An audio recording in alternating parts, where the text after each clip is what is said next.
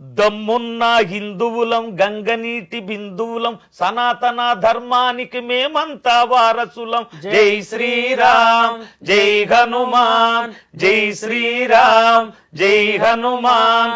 దమ్మున్న హిందువులం గంగనీటి బిందువులం సనాతన ధర్మానికి మేమంతా వారసులం. జై శ్రీరామ్ జై హనుమాన్ జై శ్రీరామ్ జై హనుమాన్. హనుమంతుని కాషాయ జెండాను ఇంటి పైన ఎగరేసి చెబుతున్నాం మేమంతా హిందువులం. దమ్మున్నా దమ్మున్నా హిందువులు. ఇట్లా పల్లవి చెప్పాం మేడం.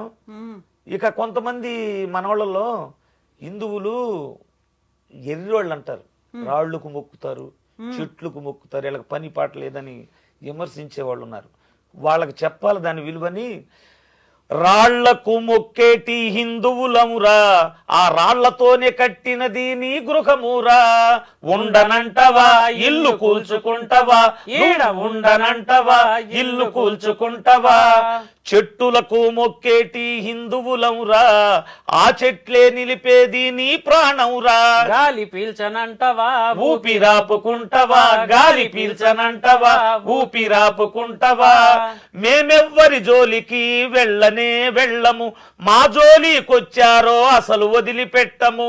మేమెవ్వరి జోలికి వెళ్ళనే వెళ్ళము, మా జోలికొచ్చారో అస్సలు వదిలిపెట్టము. ఛత్రపతి శివాజీ సంభాజీ ఖడ్గాలం, జై భవాని నినాదాలు పూరించే శంకాలం. దమ్మున్నా దమ్మున్నా హిందువులం గంగనీటి బిందువులం సనాతన ధర్మానికి మేమంతా వారసులం.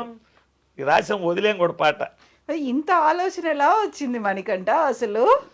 ఏమో మేడం, ఫస్ట్ నుంచి నాకు ఆ థాట్ ఉండేది మేడం. ఎందుకంటే ఈ మాటలో ఎక్కువగా రాళ్ళకు మొక్కుతారు హిందువులు, చెట్లు మొక్కుతారు, దానికి ఏదో ఒక అర్థం చెప్పాలి. ఎందుకంటే హిందువులు వాళ్ళ నిత్య మనుగడలో మనిషికి ఉపయోగపడే ప్రతిదాన్ని దేవుడిగానే పూజిస్తారు మేడం, ఏదైనా.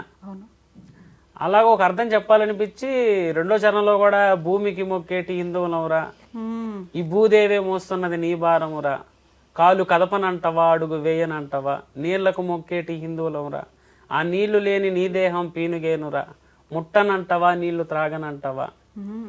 అలా వచ్చింది మేడం. తర్వాత గుర్తు పెట్టుకో బేట జారవద్దు ఏ మాట, మొదలైతే మా వేట పూర్తయితది నీ వాట.